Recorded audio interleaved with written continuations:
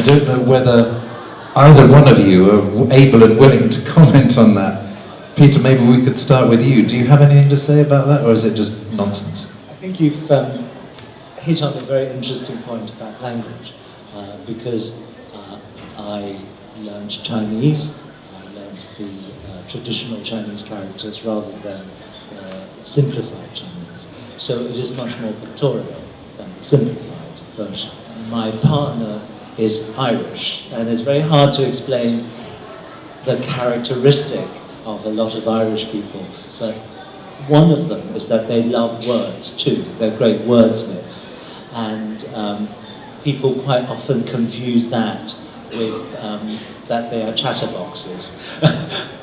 That's a not a great thing to say, but also when they describe a language, when they used to describe something.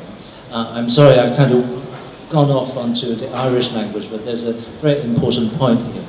So they could never just say that the black cat came out of the table. The language only allows the cat to come out from under the table as long as you put the cat under the table first. So you have to say there is a black cat under the table, and then the table can come out. Whereas the Chinese language is much more descriptive, romantic. If you think of the Tang Dynasty poems, they are beautifully written, very condensed, and very emotionally charged in the few words, the few chosen words that are to describe, say, friendship or love or longing or death. So, and Brian and I, we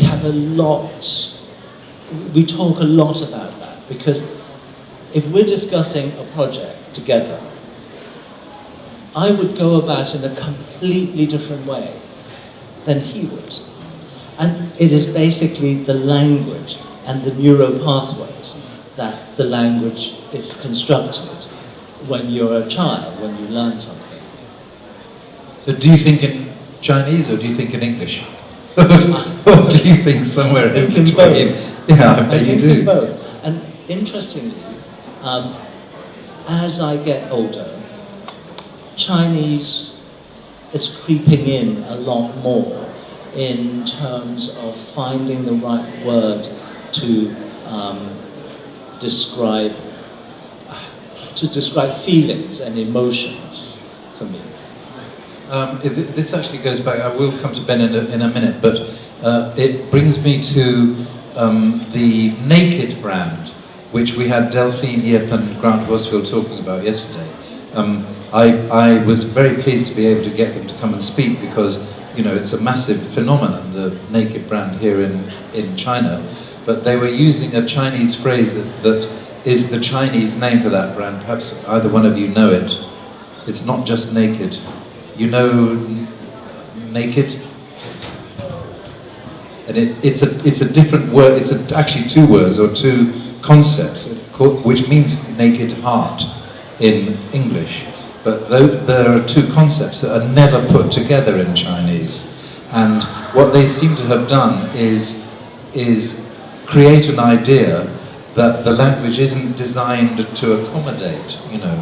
So it's kind of a surprise already, just the idea of, as I say, I can't tell you in Mandarin what it sounds like, but it's not just a straightforward translation. You know, naked in English means something, we know what it means without clothes clearly, but that has, you know, resonances of being unprotected and vulnerable.